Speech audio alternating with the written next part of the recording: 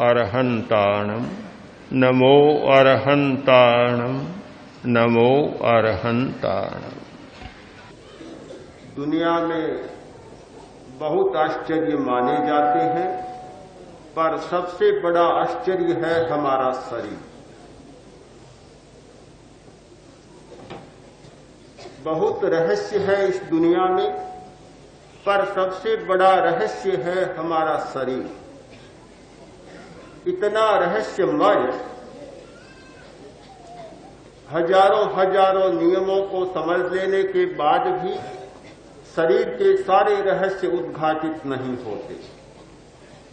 आज के शरीर शास्त्रियों ने, आज के चिकित्सकों ने, शल्य चिकित्सकों ने काफी रहस्यों का उद्घाटन किया है, पर अभी तक कह सकता हूं 10% रहस्य भी शरीर के समझ में नहीं आए। बहुत बाकी है इस शरीर को समझना। योग के आचार्यों ने, अध्यात्म के साधकों ने इस शरीर पर बहुत खोज की और बहुत रहस्यों को अनावृत किया। वे रहस्य आज भी बहुत लोगों के लिए अज्ञात हैं। वैसे ये शरीर हमारे सामने है। एक स्थूल दृष्टि से देखने वाला देखता है सबसे पहले चमड़ी को और रंग रूप को, आकार को। फिर कोई गहरे में जाता है तो समझ में आता है कि शरीर में मांस है, रक्त है, हड्डियां है, मज्जा है। और अधिक जानने वाला एक एक अवयव की संरचना को जान लेता है और उनके फंक्शन को भी जान लेता है, उनके क्रियाकलाप को भी जान लेता है। क्या इतना ही है हमारा शरीर? शरीर के नियम नहीं जाने जाते, बहुत कम जाने जाते हैं कि हमारे शरीर में कितने नियम हैं। और जब तक नियम नहीं जाने जाते तब तक उनका सम्यक उपयोग नहीं होता। बहुत जरूरी होता है नियम को जानना। अपने अपने नियम होते हैं। इस विराट दुनिया में हजारों पदार्थ हैं और प्रत्येक पदार्थ के अपने अपने नियम होते हैं। हजारों क्रियाएं हैं और उन क्रियाओं के भी अपने अपने नियम होते हैं। एक ग्रामीण आदमी कभी शहर में गया नहीं, पहली बार आया था, होटल में ठहरा, कमरा मिला, बिजली जल रही थी, सोने का समय हुआ और सोचा कि दिया बुझा दूं और सो जाऊं। प्राय गांव में लोग सोते हैं तब दिए को बुझा देते। दिया बुझा दूं, बिजली के पास गया और फूंक मारने लगा। एक बार, दो बार, 3 बार फूंक लगाई पर दिया बुझा ही नहीं। सोचा रे बड़ा अजीब दिया होता है शहर का, मैं तो एक फूंक मारता हूं मेरा दिया बुझ जाता है और इतनी बार फूंक मार दी दिया बुझता ही नहीं है। बोलने लगा, ये कैसा दिया जो बुझता ही नहीं। इतने में होटल का बेरा आ गया और बोला, क्या करते हो? अरे क्या क्या करता हूं, तुम्हारा दिया ये बुझता ही नहीं है, लो आओ तुम फूंक मारो, अब कोई दिया बुझ जाए। उसने कहा, ये दिया फूंक से नहीं बुझता। वह गया, बटन दबाया, दिया बुझ गया। अपना अपना नियम होता है। दिए के जलने का एक नियम होता है और बुझने का एक नियम होता है। बिजली के जलने और बुझने का दूसरा नियम होता है। जब हम नियमों को जान लेते तो फिर हमें कोई चमत्कार नहीं लगता। आज जितने चमत्कार माने जाते हैं दुनिया में चमत्कार कोई होता ही नहीं। ये हमारी भ्रांत धारणा है कि हम किसी बात को चमत्कार मान लेते हैं। जिस नियम का हमें ज्ञान नहीं होता वह हमारे लिए चमत्कार हो जाता है, और नियम का पता चल जाता है फिर कोई चमत्कार नहीं होता। एक हठयोगी अपनी नाड़ी को बंद कर लेता है, हृदय की धड़कन को बिल्कुल बंद कर देता, न नाड़ी का स्पंदन न हृदय की धड़कन, कुछ भी नहीं। लोगों के लिए बड़ा चमत्कार है। ये कैसे हो सकता है कि जीवित आदमी जी रहा है, नाड़ी का स्पंदन नहीं है, हृदय की धड़कन नहीं है? ये कैसे?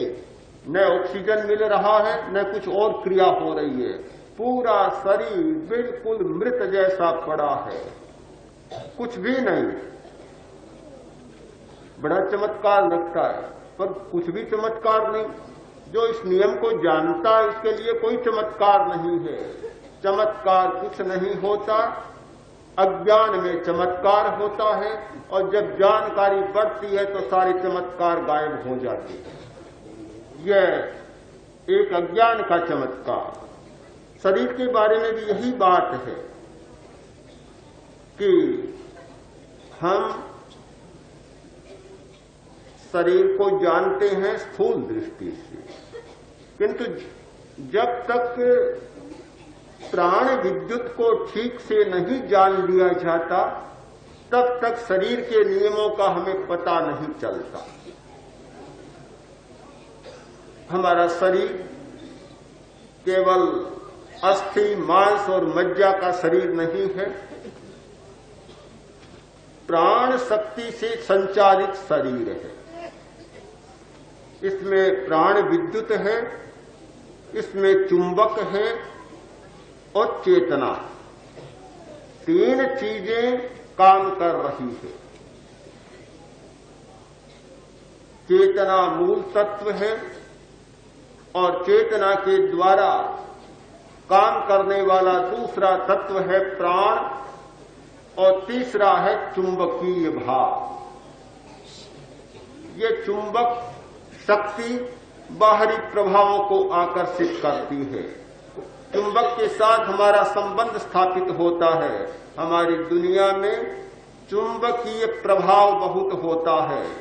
उत्तरी ध्रुव से दक्षिणी ध्रुव का और अंतर्ग्रही क्षेत्रों का, सारे सौर मंडल से आने वाले विकिरणों का मनुष्य के शरीर पर प्रभाव इसीलिए होता है कि इसमें चुंबकीय शक्ति है, और चुंबकीय शक्ति के कारण वह दूसरे तत्वों को आकर्षित करता है, और इस चुंबक शक्ति के आधार पर हमारे शरीर में बहुत नियम बनते हैं, और उन नियमों की यत्र तत्र थोड़ी सी व्याख्या हमें मिलती है।